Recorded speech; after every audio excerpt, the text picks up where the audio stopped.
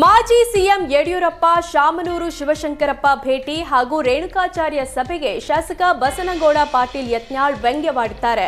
ನಿನ್ನೆ ರೇಣುಕಾಚಾರ್ಯ ಸಭೆಯಲ್ಲಿ ಕೂತವರಲ್ಲಿ ಎಲ್ಲರೂ ದೊಡ್ಡ ಲೀಡರ್ಗಳ ಅಂತ ಪ್ರಶ್ನೆ ಮಾಡಿದ್ದಾರೆ. ಆ ಸಭೆಗೆ ಬಂದಿದ್ದ ಸ್ವಾಮೀಜಿಗಳು ಎಲ್ಲರೂ ರೆಡಿಮೇಡ್ ಸ್ವಾಮೀಜಿಗಳು, ಅಲ್ಲಿ ಯಾರೂ ಪ್ರತಿಷ್ಠಿತ ಸ್ವಾಮೀಜಿಗಳು ಇರಲಿಲ್ಲ. ಇದೆಲ್ಲವೂ ವಿಜಯೇಂದ್ರಗಾಗಿ ಮಾಡಿರೋದು ಅಂತ ಜಗತ್ತಿಗೆ ಗೊತ್ತಿದೆ. ಯಡಿಯೂರಪ್ಪ ರಾತ್ರಿ ಯಾಕೆ ಶಾಮನೂರು ಶಿವಶಂಕರಪ್ಪ ಮನೆಗೆ ಹೋಗಿದ್ರು? ಶಾಮನೂರು ಅವರಿಂದ ವೀರಶೈವ ಮಹಾಸಭಾ ಬೆಂಬಲ ಕೇಳಿದ್ರಿ ಅಂದ್ರೆ ಇಬ್ಬರು ಸೇರಿ ರಾಜ್ಯದಲ್ಲಿ ಕಾಂಗ್ರೆಸ್ ಮತ್ತು ಬಿಜೆಪಿಗೆ ವೀರಶೈವ ಎಂಬ ಕಾರ್ಡ್ ಉಪಯೋಗ ಮಾಡ್ತಿದ್ದೀರಿ. ನಿಮ್ಮನ್ನಂತೂ ವೀರಶೈವರು ಮೆಚ್ಚಲು ಸಾಧ್ಯ ಇಲ್ಲ ಅಂತ ಬಿಎಸ್ವೈ ವಿರುದ್ಧ ಯತ್ನಾಳ್ ಗುಡುಗಿದ್ರು. ಮುಡಾ ಹಗರಣ ಕೇಸ್ನಲ್ಲಿ ಸಿಎಂ ಸಿದ್ದರಾಮಯ್ಯಗೆ ಮತ್ತೆ ಸಂಕಷ್ಟ ಎದುರಾಗಿದೆ. ಹಗರಣದ ತನಿಖೆಯನ್ನ ಸಿಬಿಐಗೆ ವಹಿಸುವಂತೆ ಹೈಕೋರ್ಟ್ ವಿಭಾಗೀಯ ಪೀಠಕ್ಕೆ ದೂರುದಾರ ಸ್ನೇಹಮಯಿ ಕೃಷ್ಣ ಅರ್ಜಿ ಸಲ್ಲಿಸಿದ್ದಾರೆ.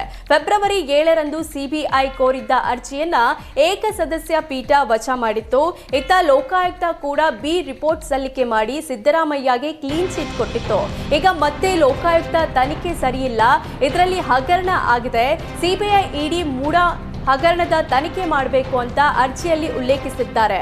ಇನ್ನು ಹಗರಣದ ಎಲ್ಲಾ ಸಾಕ್ಷ್ಯವನ್ನ ಕೋರ್ಟ್ಗೆ ಸಲ್ಲಿಕೆ ಮಾಡ್ತೀನಿ, ತಪ್ಪಿತಸ್ಥರಿಗೆ ಶಿಕ್ಷೆ ಆಗೋವರೆಗೂ ಬಿಡಲ್ಲ ಅಂತ ಶಪಥ ಮಾಡಿದ್ರು. ಕಾಂಗ್ರೆಸ್ನಲ್ಲಿ ದಿನಕ್ಕೊಂದು ಬೆಳವಣಿಗೆ, ನಾಯಕರ ಕ್ಷಣಕ್ಕೊಂದು ಮಾತು ಸಂಚಲನ ಸೃಷ್ಟಿಸಿದೆ.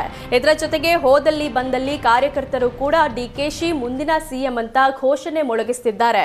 ಪಟ್ಟದ ಆಟದ ಮಧ್ಯೆಯೇ ಈಗ ಸ್ವಾಮೀಜಿಗಳು ಅಖಾಡಕ್ಕೆ ಧುಮುಕಿದ್ದಾರೆ. ಕೋಡಿ ಶ್ರೀ ಸ್ವಾಮಿಗಳ ಭವಿಷ್ಯ ಸಂಚಲನ ಮೂಡಿಸಿದ್ರೆ, ಇದೀಗ ಯಾದಗಿರಿಯಲ್ಲಿ ಮಾತನಾಡಿದ ಕಾಡಸಿದ್ದೇಶ್ವರ ಮಠದ ನೊಣವಿನ ಕೆರೆಯ ಶಿವ ಯೋಗೇಶ್ವರ ಶ್ರೀ ಕೂಡ ಮತ್ತೊಂದು ಭವಿಷ್ಯ ನುಡಿದಿದ್ದಾರೆ. ಎಲ್ಲರ ಸಂಕಲ್ಪದಂತೆ ಆಸೆಯಂತೆ ಡಿಕೆ ಶಿವಕುಮಾರ್ ಸಿಎಂ ಆಗ್ತಾರೆ ಅಂತ ಹೇಳಿದ್ರು. ಕುಂಭಮೇಳಕ್ಕೆ ಹೋಗಿ ಪವಿತ್ರ ಗಂಗಾ ಸ್ನಾನ ಮಾಡಿದ್ದೇವೆ, ಅಲ್ಲೂ ಕೂಡ ಸಿಎಂ ಆಗ್ಲಿ ಅಂತ ಸಂಕಲ್ಪ ಮಾಡಿದ್ದೇವೆ ಅಂತ ಸ್ಫೋಟಕವಾಗಿ ಬಾಂಬ್ ಸಿಡಿಸಿದ್ದಾರೆ.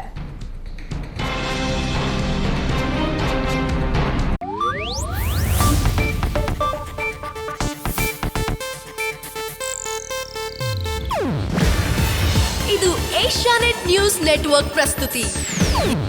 ನೀವು ನೋಡ್ತಿದ್ದೀರಾ ಏಷ್ಯಾನೆಟ್ ಸುವರ್ಣ ನ್ಯೂಸ್.